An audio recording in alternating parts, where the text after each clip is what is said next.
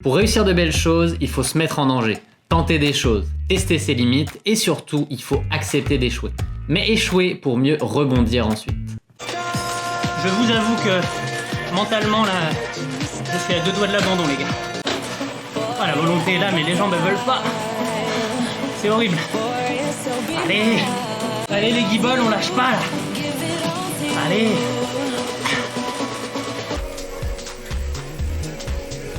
Le cardio a pas bougé. Toujours 155. Très très bon ça. Allez. Push de limite. Allez. On y est. Yeah. En une semaine, j'ai vécu 2 extrêmes dans le même sport. Une défaite cuisante sur la grande virée et une super réussite sur le Mont Ventoux. Dans les 2 cas, j'ai fait de gros entraînements la veille et je voulais voir comment mon corps allait réagir à ça. Et aujourd'hui, je voudrais vous raconter ces 2 courses, vous expliquer le contexte, analyser tout ça car je pense que ça correspond très bien à mon projet fil rouge de 2020, Push the Limits. Aujourd'hui, on parle de vélo, mais l'acte 1, au final, il commence avec de la course à pied. Quand je vous disais que je me suis entraîné fort avant chacune de ces 2 compétitions, ce que j'ai fait à la veille de la grande virée, c'est mon 10 km record en 34 minutes 14. Ce 10 km, je l'ai un petit peu considéré comme un gros entraînement. On parle de 34 minutes d'effort, et au final, 34 minutes d'effort, c'est pas grand chose quand on fait des semaines de 10 à 15 heures d'entraînement. Surtout que je bouffe de grosses séances de fractionnés, je fais régulièrement 2 à 3 fractionnés de course à pied par semaine en ajoutant du fractionné à vélo et aussi en natation quand on peut nager,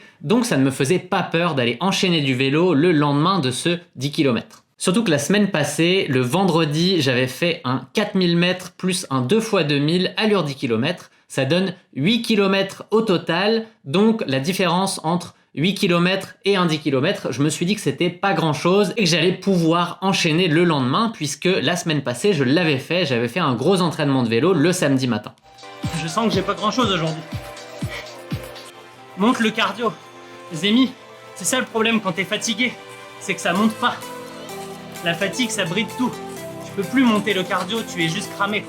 J'ai juste pas les jambes pour pousser. Et le problème du vélo, c'est que c'est tout dans les jambes. Le pari de 2 compétitions en 2 jours, il est compliqué, faut accepter, c'est comme ça, je suis fatigué, apparemment au moins ça prouve que j'en ai pas gardé. Le fait est que non, vous l'aurez compris, ça n'a pas fonctionné du tout. Musculairement, oui, j'étais fatigué, c'est sûr, mais je ne pense pas que c'est ce qui m'a empêché de performer ce jour-là. Je pense que c'est surtout la fatigue neurologique. J'ai laissé énormément d'énergie de ce côté-là sur le 10 km. Et le problème de la fatigue nerveuse, c'est qu'elle est exponentielle. Donc quand j'ai comparé ma séance de 4000 plus 2 x 2000 à un 10 km, en fait on en est très loin car les récupérations qu'il y a, même si elles sont courtes, quand on fait une séance de fractionné, vont permettre de bien mieux récupérer que si on faisait ça en continu. Je me suis vraiment rendu compte que l'influx nerveux qu'on laisse dans une course est vraiment exponentiel puisque l'énergie qu'on laisse dans le premier 5 km est pas si importante, mais après, plus on avance, plus on doit être fort mentalement, plus le cerveau doit contrôler les choses. Et quand on est dans le 8e, 9e, 10e kilomètre, on laisse énormément d'énergie mentale. Et donc cette fatigue nerveuse, elle ne peut pas s'effacer en 24 heures seulement, je l'ai bien vérifié sur la grande virée. En fait, quand je repense aux 250 watts que j'ai tenus en moyenne sur cette course, je me dis que c'est presque un exploit par rapport à la fatigue que j'avais, au poids que j'avais sur les épaules. Mais il y a quand même un enseignement, un point positif que j'ai tiré de cette course. Même si je me suis fait battre à plate couture, que la course a vraiment été un calvaire, je l'ai répété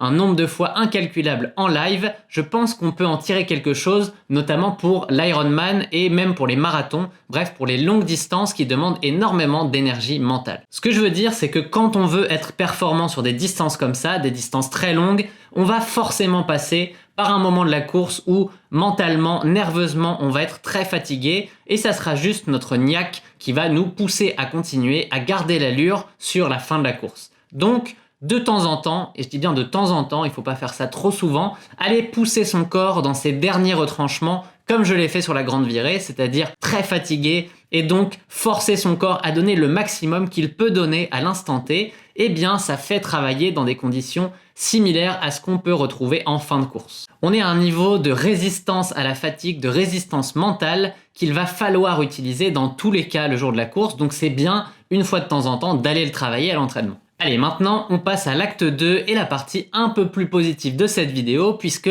c'était le challenge que je m'étais lancé avec mon coach, de grimper le Mont Ventoux et de donner le maximum. Après 10 km et la grande virée, j'ai pris 3 jours très faciles avec juste du vélo en zone 1, zone 2 pour faire tourner les jambes. Je voulais vraiment faire du jus, retrouver l'énergie que j'avais perdue pendant ce week-end. Ensuite, le jeudi matin, j'ai fait une grosse séance où j'ai battu mes records de l'année en cardio à vélo, donc ça a vraiment bien travaillé. Et la même chose le vendredi puisque j'avais une belle séance de PMA en fin d'après-midi. Donc jeudi, vendredi, encore une fois, il y avait du gros travail dans les jambes avant d'aborder ce challenge le samedi matin. Oui, il y a bien eu 2 séances de fractionnés en 2 jours avant d'attaquer ce défi du Mont Ventoux. Vous pouvez vous dire que peut-être que j'allais encore une fois dans le mur en faisant ça. Mais au final, avec l'expérience que je commence à avoir en vélo, je sais que quand j'enchaîne 1, 2, 3 jours d'entraînement comme ça, eh bien c'est souvent le 3e où j'ai les meilleures sensations. Et ça s'est encore vérifié aujourd'hui. Donc en me présentant sur la ligne de départ de cette course, au final j'étais mi-inquiet, mi-confiant. Et quand le coach est parti en trombe dès le départ pour essayer de profiter du faux plat qu'il y a au départ avant d'attaquer les gros pourcentages de la montée du Ventoux, eh bien j'avais 2 choix. Soit d'être sage et de me dire c'est pas grave, on pourra remonter dans le col, ou l'autre choix de suivre dès le départ et de dire ok, c'est à bloc du début à la fin, et c'est comme ça. Et Bart qui a mis le paquet dès le début, oh l'enfoiré, il a vraiment fait ce qu'il avait dit qu'il ferait. Il part à 5 watts par kilo, et il va essayer de lâcher dès le début. Coach Bart qui relance, on remet du 5 watts par kilo, aïe aïe aïe, si ça attaque comme ça. Évidemment, vous me connaissez, j'ai choisi la 2e option, c'était un peu quitte ou double, mais en faisant ça, en suivant le coach dans ses attaques au départ, eh bien j'ai compris que les jambes étaient vraiment bonnes aujourd'hui, donc je me suis dit, ok, on se met à bloc et on va monter ça au train du début à la fin. C'était à la vie, à la mort, je maintenais des gros watts le plus longtemps possible, si possible jusqu'en haut, et si j'explosais, eh bien tant pis, c'était un bon indicateur d'entraînement quand même. Je vous laisse voir ce que ça a donné avec ces petits extraits de la course. C'est pas un coup à se cramer de partir comme des monstres. Je suis pas parti si fort que ça. Ça va honnêtement. Là je suis en gestion. Je me sens bien. Je suis un poil haut, mais en théorie avec une FTP à 280, 85, 90, je suis dans la zone. En théorie, ça dure un peu plus d'1 heure. Je suis capable de tenir une puissance moyenne autour de ma FTP. Mais bon, ça c'est en étant au maximum de la forme. Là je suis vraiment sur mon terrain les gars, je vous le dis. La résistance, les gros watts avec une cadence pas trop haute. Là je suis sur mon terrain. J'adore ça. Allez, obligé de passer souvent en danseuse maintenant. Parce que là, les cuisses elles ont mal, ça y est. Allez Nico. Le coach il me pousse dans les commentaires. Yes, la musique est un produit dopant. Je le prends. Ah, il y a JP qui m'encourage.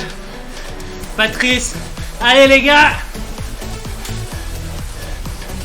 Allez, on s'enflamme pas. 375 watts.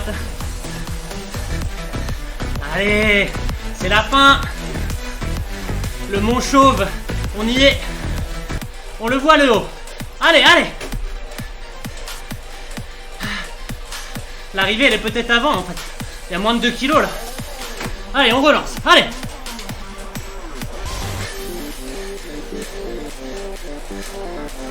On y est. Yeah.